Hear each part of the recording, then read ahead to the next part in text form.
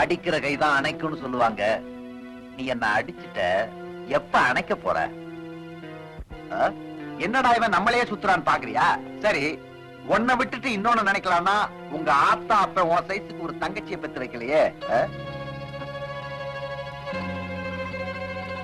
இது பாரு தவிர நான் ஒருத்தர் மனசார விரும்புறேன். யாரு? அந்த மருத பயலையா? ஒரு மாட்டுக்காரன் உனக்கு வீட்டுக்காரனா? ஆமா, நான் தெரியாம தான் கேக்குறேன்.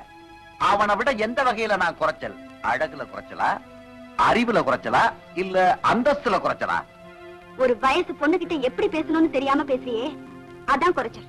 இனிமே என்கிட்ட இந்த மாதிரி வச்சுக்கிட்ட நடக்கிறதே வேற. பாக்கியம், எட்டி பறிக்க முடியாத பழத்தை தட்டி பறிக்கிறதா என் வழக்கம். இதே இடத்துல உன்னை கட்டி பிடிச்சு என்னால கனிய வைக்க முடியும். அது என் ஆசை இல்ல. என்ன பொறுத்த வரைக்கும் நீயா கனியனுங்கிறதா என் ஆசை. அது இந்த ஜென்மத்துல நடக்காது.